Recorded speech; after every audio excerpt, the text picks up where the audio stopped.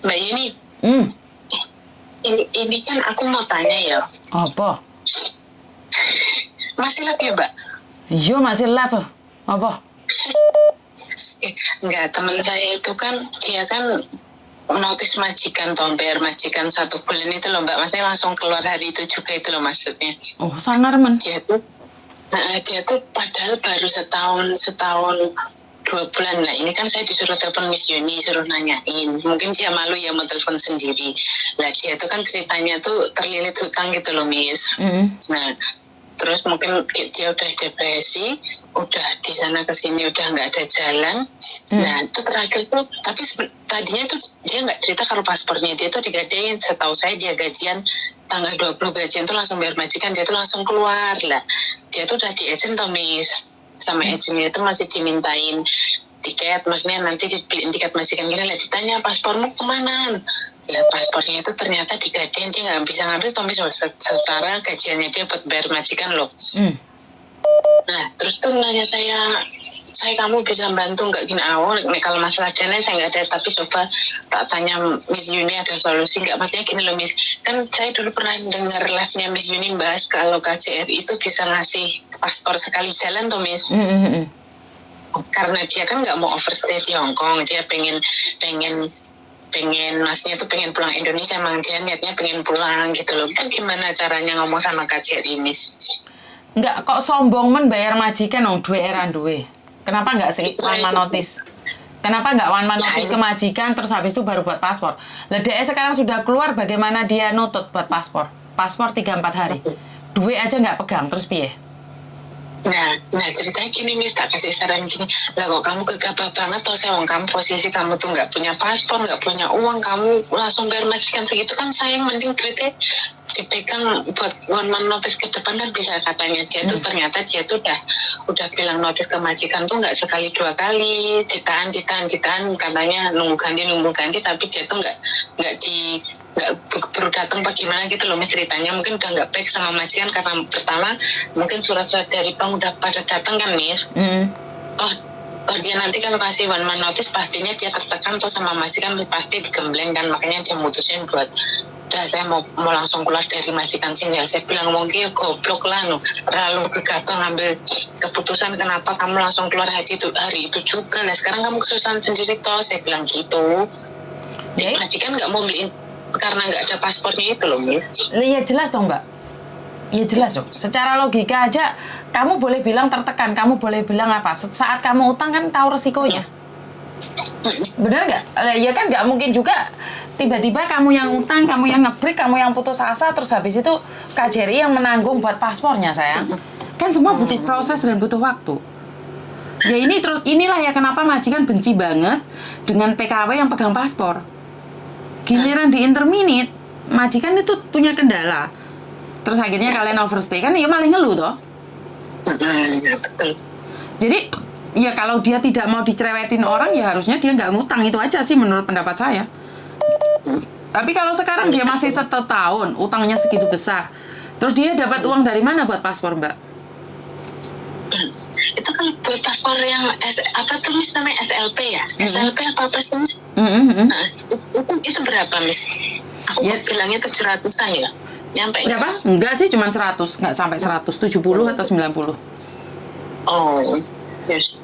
Coba soalnya aku kalau nggak begini nggak tahu, coba deh tak telepon Miss Yuni, tak suruh ngubungin sendiri, tahu coba kamu telepon Miss Yuni sendiri, mungkin kan dia malu kan, namanya juga di YouTube kan, dia nggak mau. Terus yowes coba aku tak tanya, minta solusinya Miss Yuni. Cuman dari pertama kamu ngomong kayak gini kayaknya udah salah jalan. Kenapa kamu udah bertindak baru ngomong gitu loh Miss, yang saya sayangkan tuh.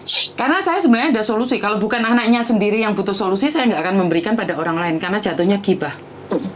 Iya benar, makanya aku tadi udah ngomong coba nanti kalau memang Miss Yuni ada gimana tak suruh telepon sendiri tadi, tak kasih nomor Miss Yuni. Gini loh Mbak, sampean sudah menyuruh dan dia tidak bergerak. Percuma saya ngasih solusi pada orang-orang seperti ini. Dia sudah niatnya seperti itu, percuma saya tolong. Karena tidak akan punya efek jerah sama dirinya sendiri. Orang-orang seperti ini akan menyepelekan suatu saat pun, jangankan terima kasih, malah nyokot lagi tolong. Ya ini loh, saya tuh agak jengganya kayak gini loh. dia tuh ngubungin saya, tapi pertama nggak ngomong kalau paspornya aja. Setahu saya kirain dia tuh majikan, setangkap saya ya pas dia ngomong, kirain majikan tuh nggak mau beliin tiket dan agent nggak mau bantu. Setangkap saya tuh kayak gitu, makanya saya bilang oh ya wes tak bantu, coba aku hubungin. Lah kok ujung-ujungnya tadi ngomong pasporku sebenarnya tak gadein mbak, makanya majikanku tuh nggak mau beliin tiket. Oh lah ya pantes, aku bilang gitu. Karena gini loh mbak, banyak orang yang telepon saya itu play victim. Mereka itu pura-pura tersakiti, tapi sebenarnya mereka sendiri yang gepuk duluan, mereka yang menyakiti. Nah ini yang sering terjadi mbak. Apakah saya tidak paham? Saya paham. Banyak orang play victim, seolah-olah mereka itu dianiaya majikan, tapi sebenarnya mereka yang menganiaya majikan. Karena masih 1 tahun, majikan udah berubah bank, teman paham nggak? Ini pasti risih ya. Iya. Makanya kenapa sekarang majikan komplain, Cece sekarang banyak utangnya, terus terjadinya lah tuntutan job hopping apa semua itu kan karena belgendes anak-anak yang nggak tanggung jawab itu.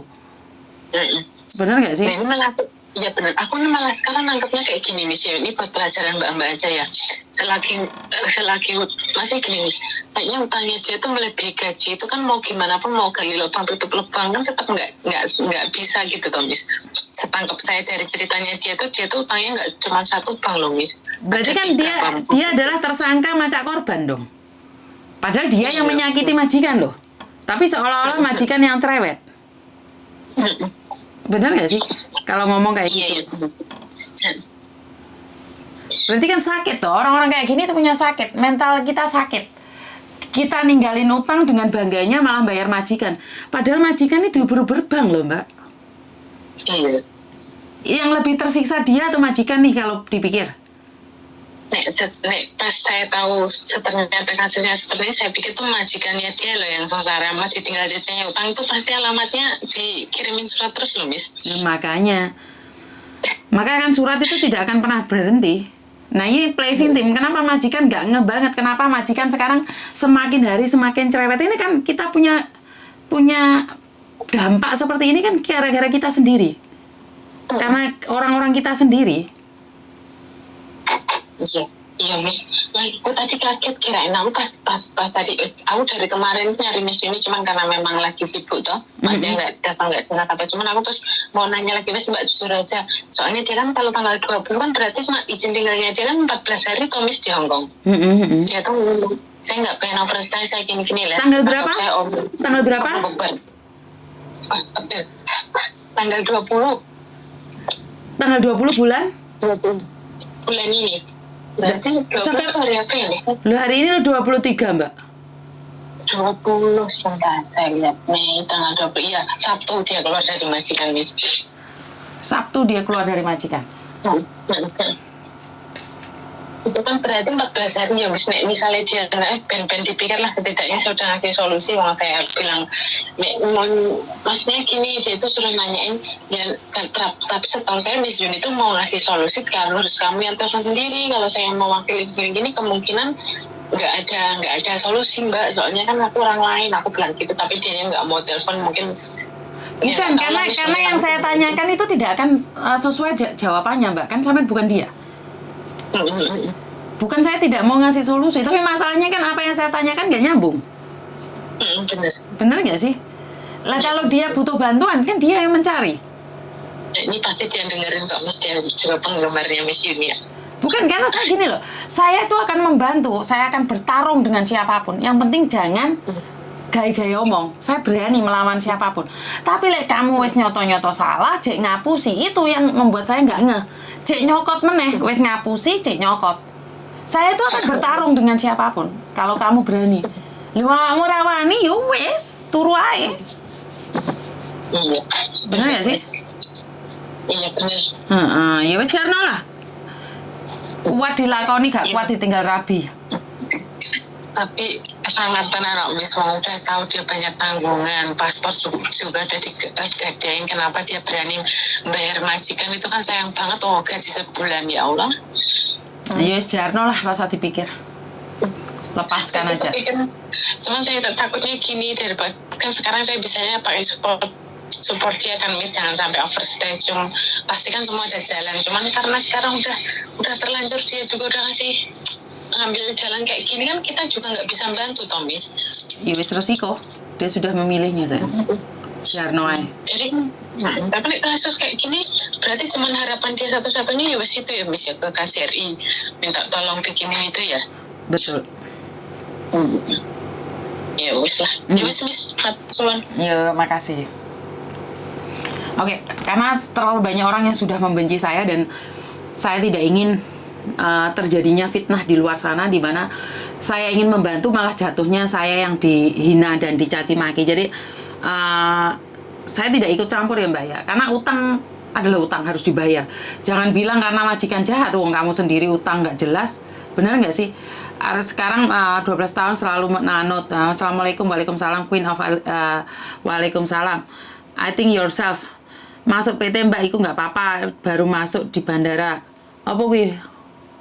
Saya malam semeremet sama Eko dan penipu Bu Siti. Endingnya tumbuh oleh tutup double. Saya sudah buat videonya, Mr. Aidan. Kita tunggu aja.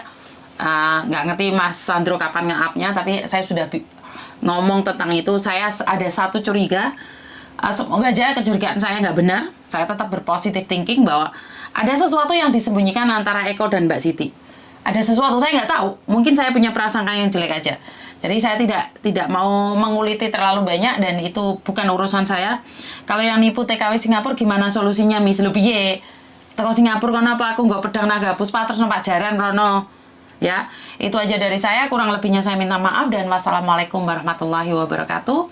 Berkat Tuhan mengalir atas hidup kita semua. Semoga semua makhluk hidup bahagia dan terima kasih teman-teman semuanya. Wes bubar-bubar.